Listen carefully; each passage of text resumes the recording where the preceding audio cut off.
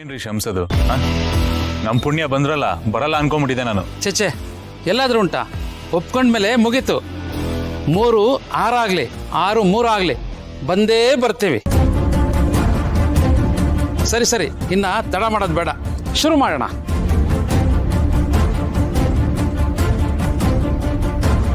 ಹೂವು ಹಣ್ಣು what ever ಅದೇನೇನು ಬೇಕೋ ಎಲ್ಲ ನೀವೇ ತಂದ್ಬಿಡಿ. ಆಮೇಲೆ ಮುಹೂರ್ತಕ್ಕೆ ಟೈಮ್ ಆಯ್ತು.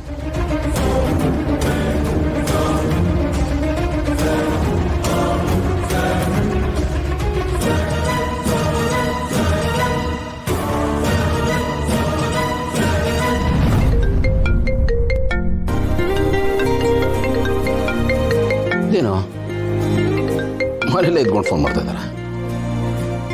ಹೇಳಿ ಭೂಮಿಕಾ. ಗೌತಮರೇ ಎಲ್ಲಿದ್ದೀರಾ? ಈಗ ತಾನೇ ಮನೆ ಒಳಗಡೆ ಬಂದೆ, ನೀವೆಲ್ಲಿದ್ದೀರಾ? ಮನೆಗೆ ಬಂದ್ಬಿಟ್ರಾ? ಇಷ್ಟು ಬೇಕನಾ?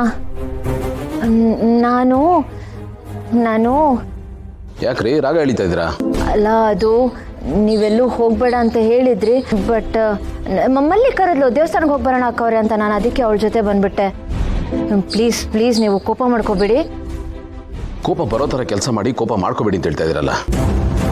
ಅಲ್ಲ ರೀ, ನಾನು ನಿಮ್ಗೆ ಅಷ್ಟೊಂದು ಹೇಳಿದ್ದೀನಿ, ಎಲ್ಲೂ ಹೊರಗಡೆ ಹೋಗ್ಬೇಡಿ ಅಂತ.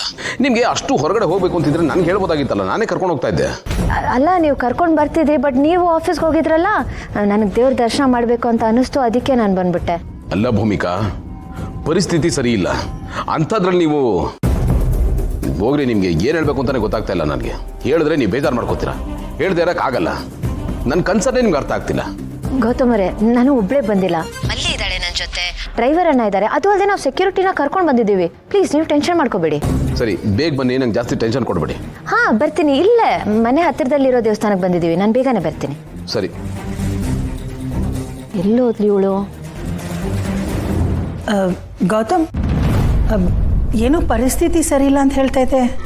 ಅದೇಮ್ಮ, ನೀವು ಭೂಮಿಕಾ ಅವ್ರಿಗೆ ಒಂದು ಹಾರ ಕೊಟ್ಟಿದ್ರಲ್ಲ, ಅಪ್ಪ ಮಾಡಿಸಿದ್ದು ಅಂತ, ಅದರಲ್ಲಿ ಯಾರೋ ಮೈಕ್ ಇಟ್ಟಿದ್ರಂತಲ್ಲ. ಮನೆ ಪರಿಸ್ಥಿತಿ ಸರಿ ಇಲ್ಲಮ್ಮ, ಯಾರೋ ನಮ್ಮ ಮೇಲೆ ಕಣ್ಣಿಟ್ಟಿದ್ದಾರೆ, ನಮ್ಮನ್ನು ಟಾರ್ಗೆಟ್ ಮಾಡ್ತಾ ಇದ್ದಾರೆ, ಅದೇ ಟೆನ್ಷನ್. ಆ ವಿಷಯ ಕೇಳಿ ನನಗೂ ತುಂಬ ಶಾಕ್ ಆಯಿತು ಗೌತಮ್. ಆ ಒಡವೆಯಲ್ಲಿ ಮೈಕ್ ಹೇಗೆ ಬಂತು ಅಂತಾನೆ ಅರ್ಥ ಆಗ್ತಾ ಇಲ್ಲ. ಹೂನಪ್ಪ, ಎಲ್ಲನೂ ತುಂಬ ನಿಗೂಢವಾಗಿದೆ ಗೌತಮ್. ಈ ವಿಷಯ ನನ್ಗೆ ಯಾಕೆ ಹೇಳಲಿಲ್ಲ ನೀವು? ಯಾಕೆ ಮುಚ್ಚಿಟ್ರಿ? ಇಂಥ ವಿಷಯಗಳೆಲ್ಲ ನನಗೆ ಗೊತ್ತಾಗಬೇಕಲ್ವಮ್ಮ? ಅದು ಗೌತಮ್, ನೀನು ಸುಮ್ಮನೆ ಟೆನ್ಷನ್ ಮಾಡ್ಕೋತೀಯ ಅಂತ ನಾನು ಹೇಳಲಿಲ್ಲ. ಅಲ್ಲಮ್ಮ, ನನಗೆ ಟೆನ್ಷನ್ ಆಗುತ್ತೆ ಅಂತ ನನ್ನಿಂದ ಮುಚ್ಚಿಟ್ರೆ ಪ್ರಾಬ್ಲಮ್ ಸಾಲ್ವ್ ಆಗುತ್ತೆ ಹೇಳಿ? ಅದು ಇನ್ನೂ ದೊಡ್ಡದಾಗುತ್ತೆ.